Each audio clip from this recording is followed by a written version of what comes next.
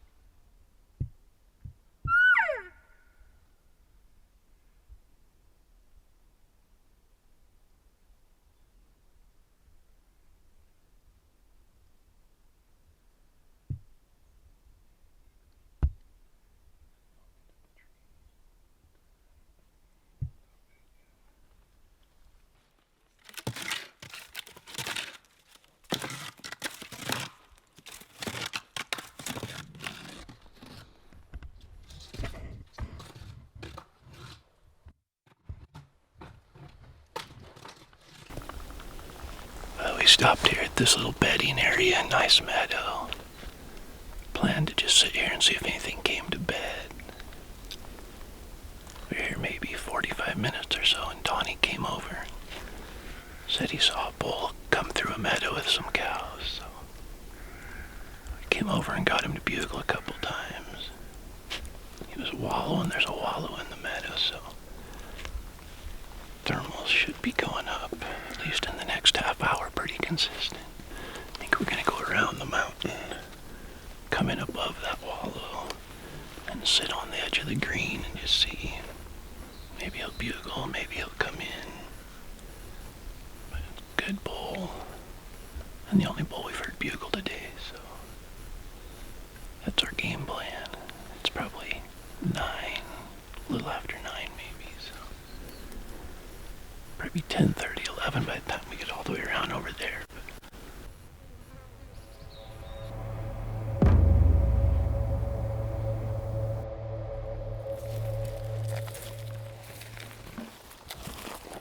Oh, that could be a hunter. What do you think? Is there any hunters back here?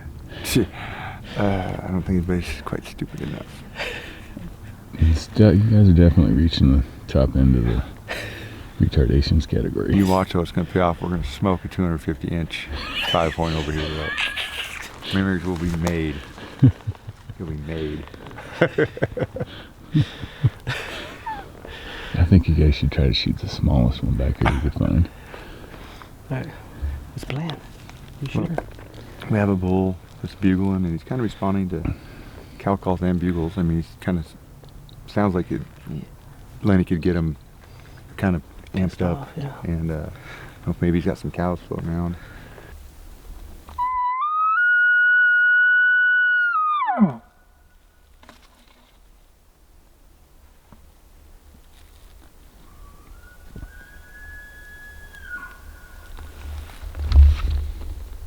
bottom is right there.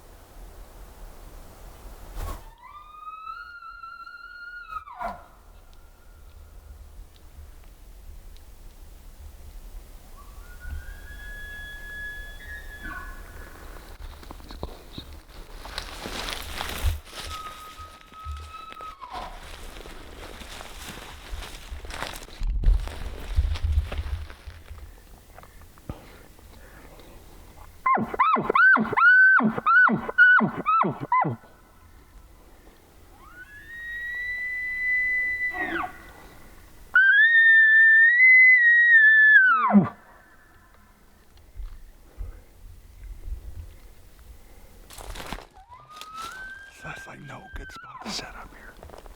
I'm either in the sun or I gotta break over where he can see me. I can hear him walking around down there though. But I should figure something out. Yeah.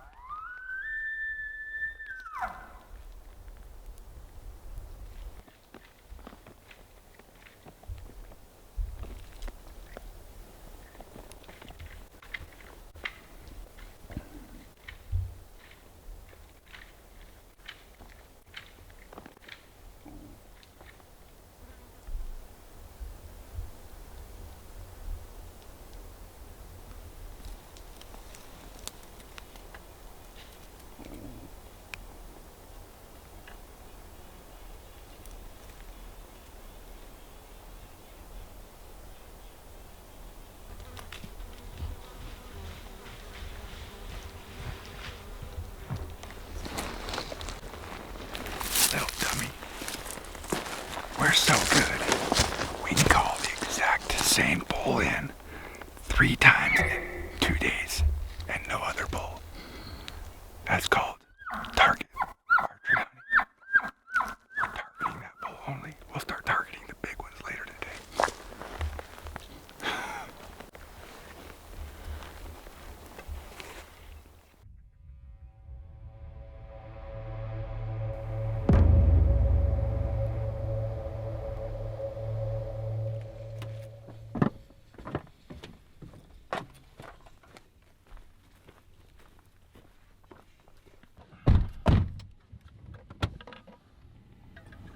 Well, we just departed ways with Shannon, So as you guys saw, he killed a bull yesterday, and we are going to run down into an area that a friend had some bulls going in early this morning, and we're going to see if we can't find both of them and try to surround and pound and see if we can't divide and conquer into where those two bulls were and maybe poke a hole in a couple of them.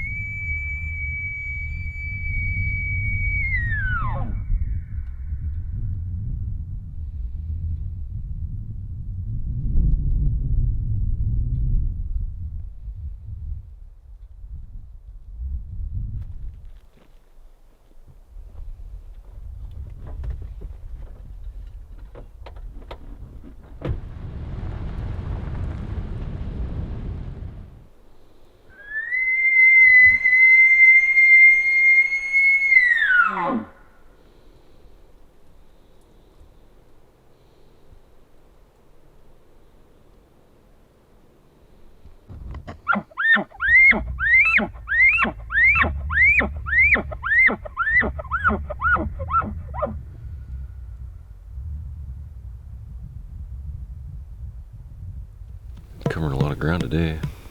We're not finding much for sign right now, which is unfortunate. We found a bunch of old sign from last year. Just doesn't seem to be a bull in here for some reason, but just sound checking some of these canyons because they look like they should be areas where they hold elk, and there's sign, like there's elk around, but it just doesn't look like there's a rutting bull in the area. So we just kind of have to keep checking them until we eventually find that one.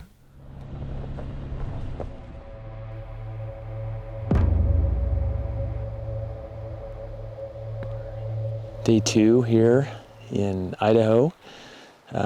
Switched shooters this morning, so this is Jeff in case you can't tell the difference, but had an awesome evening last night, got into a bunch of bulls, so got a little rain this morning, sprinkling a little bit, so it's a perfect elk hunting day. We're going to head up the trail probably 30 to 45 minutes to where we found them last night, and hopefully they're there and we can get into them. So optimistic about today. It's an elk hunting day.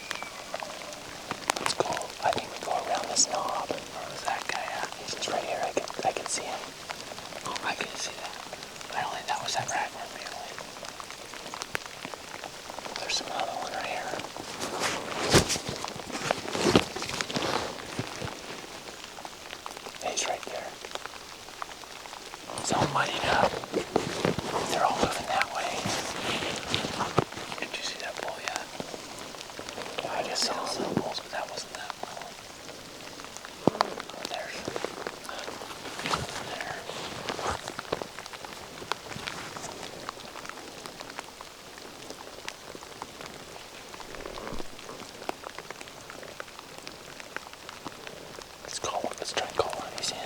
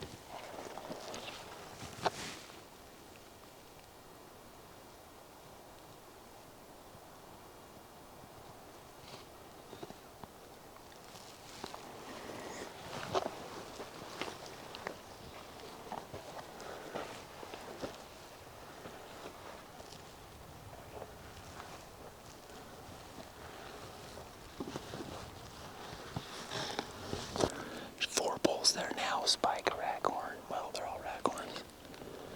One's a 5x6, one's a small 6x.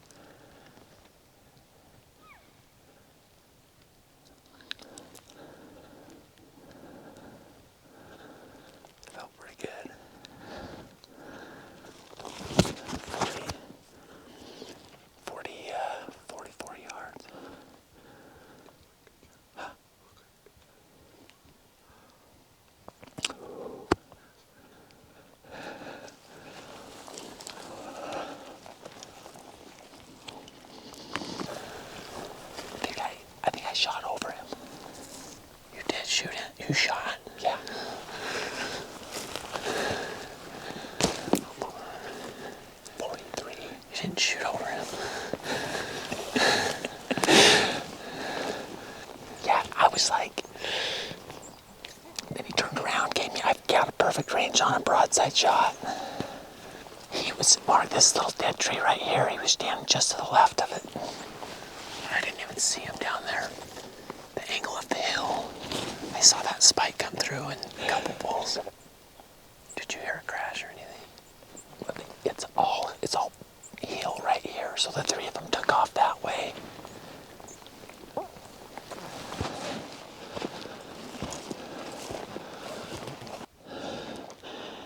He was standing right here, I think.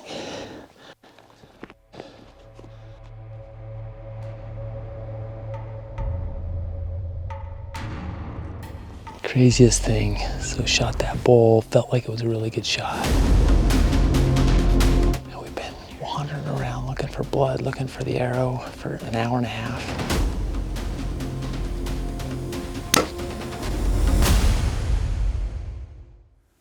I really don't like cliffhangers. I know. I wasn't even expecting them to shoot. Like, all these bulls are popping up on the ridge, and Jeff's set up out there in front, and I just thought he was watching them. I didn't realize they were as close as they were. Yeah. And then all of a sudden I heard a bow go off, and Oh, what happened? what happened here? So, And then it ends. yeah, and then it ends. They having a little trouble sorting out the blood trail and finding blood. I guess when you have four bulls standing there together and they take off running different directions, yeah. A few tracks to follow. Yeah.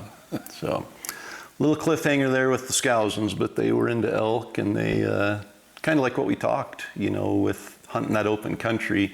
They stayed in the bottom, used the cover to get up there, and then kind of intercepted where the bulls were coming across, and mixed in some calling with that. And Yep, right on, just using the topography to be just over the edge from where the elk could be able to see you. yeah. So, not only are Mark and Jeff in incredible shape, they're also really good shots with a bow. So when if Jeff took a shot at 45 yards, I have no doubt that he hit it good. Yeah. So hopefully they get things lined out, and we'll find out in the next episode. Yeah. But, Angry Spike, Shannon shot his bull last episode, so Corey's after it. Kind of a slow episode for them, not from a lack of trying. They covered a lot of country in the little buggies. They're just looking for that one elk that's going to be bugling to put a play on them. Yeah. I know last season, there were not quite a few, but a couple comments from people kind of criticizing, it's boring watching them, all they're doing is road hunting. And you have to keep in mind, in that country, there's a lot of logging, so there's roads in a lot of places. And where there aren't roads, it's just not conducive to get off and just hike like we do. We cover 8-10 miles a day, so we're able to cover enough country, they're able to find an elk or two. And in that country, you might hike all day and not be out of earshot of the vehicle still. So it's a really effective method. It's really the only effective method for hunting that thick Roosevelt country is just covering country on the logging roads and getting out on a vantage point and bugling to locate an elk. And if you don't locate one there, it's really just not efficient to take off and put on your pack and start hiking, hoping to get to another vantage point where you can bugle. It's a lot steeper than it looks on film, and some of those ravines, it might be 3/4 of a mile across, but it'll take you 4 hours to get across that ravine, down it, and then back up the other side, and that road goes right there, and you can be over there and across, and nothing is responding, so move on around and get out and get around the next corner and bugle into the next drainage.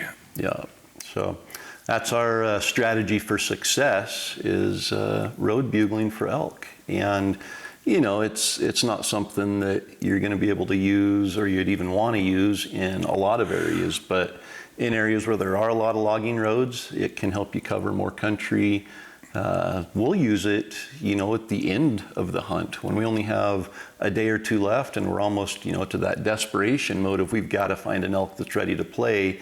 It just enables you to cover so much more country. And obviously you aren't able to, you bugle from a vantage point next to the road and you aren't reaching some of those farther areas off of there. But if you were to hike all day, you're rolling the dice of whether you'll find something or not. And so when it comes down to the last day or two of the hunt, sometimes you'll see us spend our time a little closer to the truck and try to just hit more areas and be more mobile. Looking for that one elk that wants to play and focus on him instead of chasing our own bugles. So, and again, you need to keep in mind you're calling from a road, you're in a vehicle, so you don't want to get out and slam the door and then bugle. Elk are going to learn really quickly what that's about. You don't want to get out and talk. If a bull answers, you want to make sure that you're parking the vehicle before you even bugle off the road. So if a bull answers, you don't have to start the vehicle up and move it and alert them that, hey, there's a vehicle there. But there's some strategy there to it. And I think at the end of the day, you just want to make sure you're respectful to other hunters and not using that as a strategy that ends up interfering with somebody else. Yep. So it's a pretty common practice for the thick Oregon coast. And when we went there, we were the same way. Well, that's not how we hunt. We're going to get out and hike. And it just, after 2 hours of clawing your way through some of the nastiest brush and thorns and steep and everything's slimy and wet, it soon became apparent that the most efficient way to hunt that is getting in a buggy and bugling from the vantage points. Being mobile. Yep. So just possibly the farthest opposite you can get from road bugling. Tyler and Lenny are deep in rugged country. No roads in there to even think about road bugling from, but they keep going farther and farther away from the truck. And a couple of more miles past where they were yesterday, and they called in the same bull. Same bull's following them. Either there's no elk in there and that bull hears their cow calls and bugles, like, those are my only companions in here, I'm going to stick with them, or whatever happened. But they called in the same 5 point and they passed it up again. 2 opportunities. Yeah. So, like I said, first time they passed it up, I hope that doesn't come back to bite them, but like they mentioned, they're far enough away from the vehicle that a 5 point gets a pass, and they're looking for a little more maturity in the bull they shoot. So it seems like every time those guys stop, though, they're gasping for air. So hopefully they find a bull that's on a flat ridge or something. Otherwise, they're going to pass out from lack of oxygen. Speaking of air, it's been rather cold lately, so my air pressure has gone way down in my truck, so stopped at the gas station to fill up my truck with air, or my tire with air. It was $1 to put more air in my tire. They charged you $1 to use the air? Yep, that's inflation.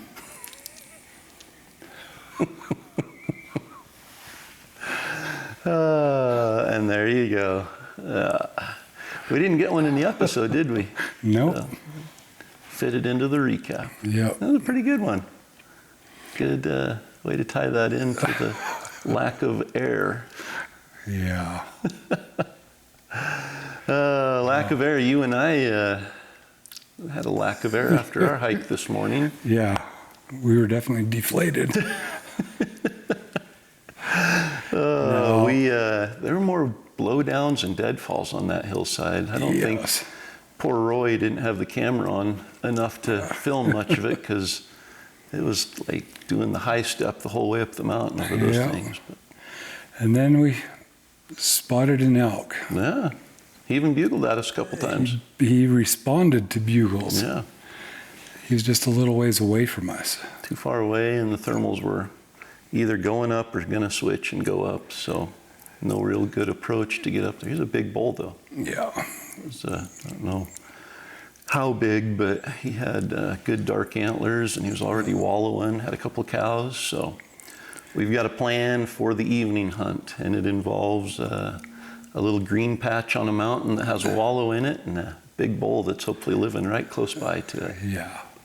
So. Hopefully we can be over there by the next episode. We've got a little while to get there.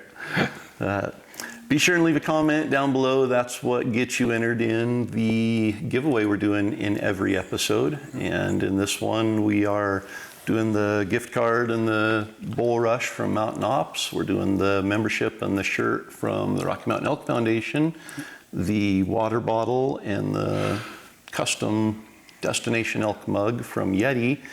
And in this episode, Peaks is giving away a set of their Z poles. So these are the Z. Oh, look at that, it makes a Z. Yeah. Is it different that way? It's different for... It's a Z for me, so it's probably backwards for the camera. So Z pole. Yep. So folds up nice and compact, lightweight, and then extends out to a regular trekking pole. So giving one of those away with the other stuff. All you have to do is comment to get entered to win that. And don't forget the Peaks Lifetime giveaway going on. Visit peaksequipment.com and get the details there, and chance to win every product Peak currently has and every product that they will make in the future. Yeah. So, we forget anything else? I don't think so. We've got a couple cliffhangers here. Yes. Yeah. So, stay tuned for the next episode. We'll see if Jeff finds some blood and is able to start tracking that bull. Yep.